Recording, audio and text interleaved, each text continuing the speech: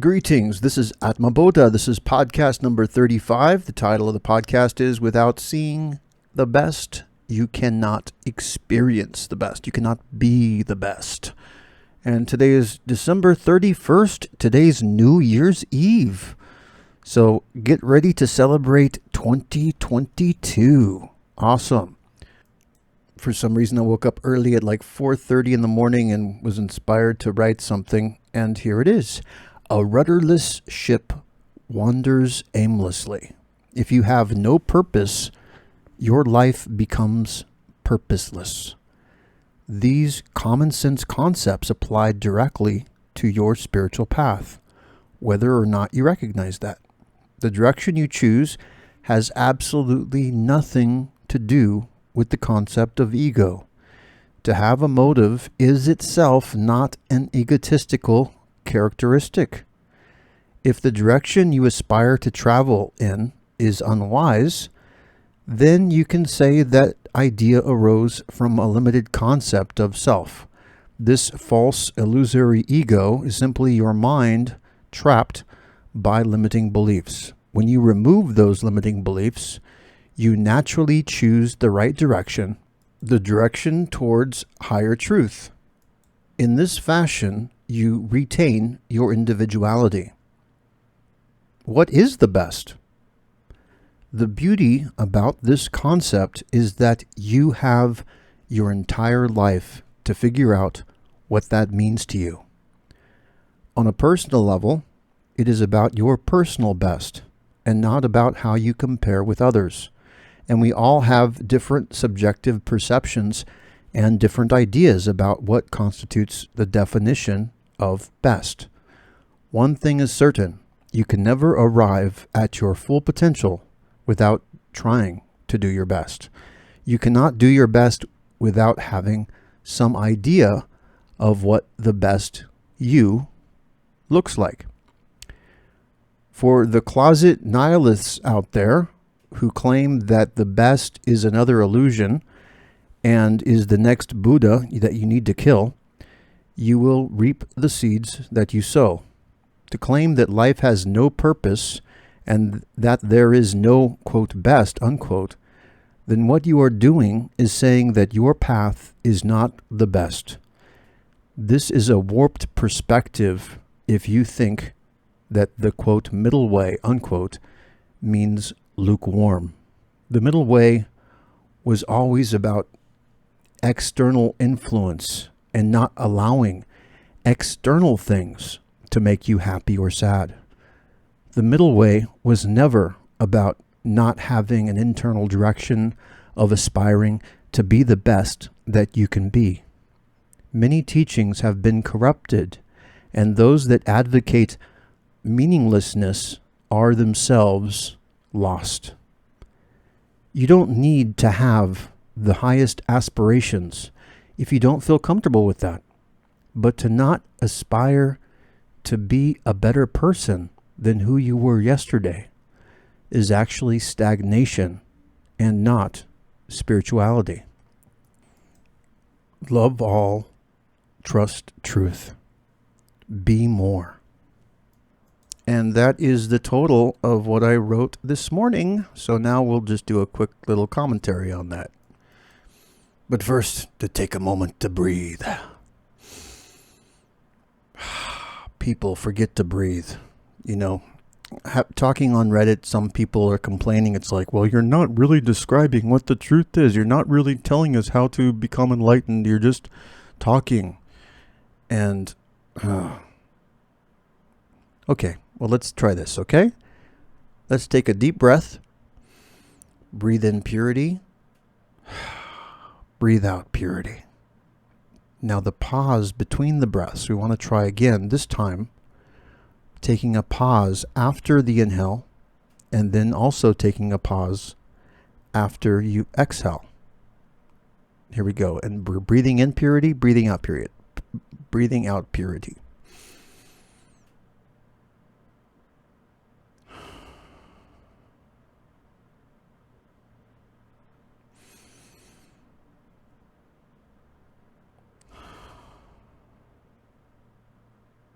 Do you feel that? Do you feel something?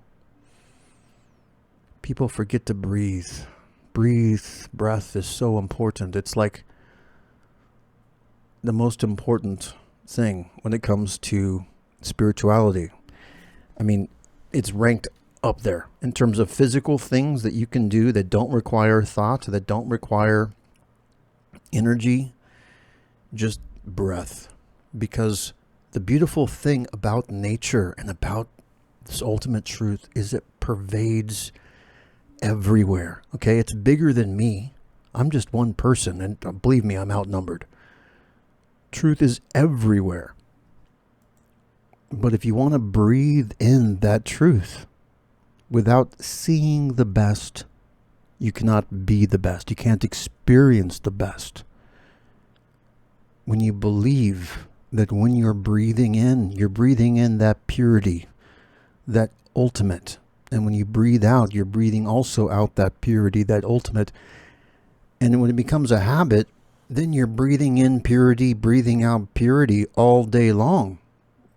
Your every waking moment becomes a meditation. It becomes a celebration of life. And that is what is so strangely and sadly missing from a lot of these Buddhist practices and these full-time meditators, and even among lamas and monks. They, in their quest to be empty and to just empty their mind, they're not attuning their mind to the best. They're just tuning it to everything. So they are limiting their potential because they're accepting everything and they're not being discerning about what they are enjoying. So it's like if you what you want to do is enjoy the beauty of every moment, to have every moment be sacred. That is the ideal. If you think about it, why did they build these massive cathedrals in the West, in Europe? Why? Because of the feeling it gave you when you walked into this large cathedral with these high ceilings and the beautiful stained glass windows and the tall columns made of marble. It just gave this atmosphere of strength and awe and beauty, and so that you can marvel at the immensity and the grace and the wonder of it all. And that kind of experience of walking into a cathedral, wouldn't it be great if you can experience that all the time? So that you don't need to visit an actual church, because everywhere you go can become like a church.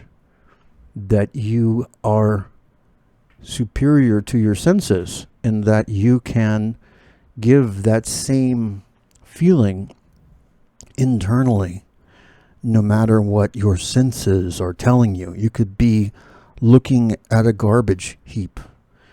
You could be listening to a baby crying. You can be smelling the stench of garbage, or you might even have a bad taste in your mouth. Or maybe you're sitting somewhere where it's uncomfortable or cold or too hot. Wouldn't it be great to have that power where you can withdraw from your senses and feel amazing all of the time? Well, that's the difference between focusing on the best and focusing on just what is. Because the fact of the matter is that there is an ultimate force in the universe. But you're not going to be able to communicate with it if your mind is not prepared. If you are coming from the perspective that life sucks, life is a struggle, life is suffering, guess what? You get to have struggle, you get to have suffering. Because the mind creates an environment that matches what it believes. And if you want to break out of that mold, you need to break out of those self-limiting behavior patterns and thought patterns and beliefs. to create something that's more conducive to higher experience and greater understandings and inspiration and love. So without seeing the best, you can't be the best, right? If you don't have even a conception of what the best is in your life, how can you even hope to achieve it? And the same thing in your spiritual practice. If you are going to sit down and meditate and imagine that you just want to be, well, what I am means, or what it is to be, can mean entirely different things to different people. But if you approach your meditative practice or maybe your prayer practice from a more positive perspective, and you already are believing that this is going to be sacred and this is special, like you are communing with God, like the ultimate, with your beloved, that nothing is more precious than what you're experiencing right now. That is the mentality to have all of the time. And when you have this mentality, you can fake it until you make it. And that's the beauty about it too. Even if you're not experiencing it, but you are trying to, well, that's going to help open the door for that reality to happen for you. Whereas if you sit down and you think, oh, this meditation or this prayer is going to be, this is so stupid, I don't want to do this, then it's not going to be rewarding for you. You're not going to get the same level of benefit. It's like you have to want it. And I know that in the practice, spiritual practice and enlightenment is not about want. It's not about desire. When I say want, it's like having the aspiration to attain it. It's like having that as your goal, as your intent. It's not a bad thing to have an intent, right? If your intent is to become enlightened, that's awesome. That's not a worldly desire. And that's another confusion with Buddhism when they talk about the middle way. All the Buddha meant by that was that you don't want to be overly happy or overly sad based upon any external event.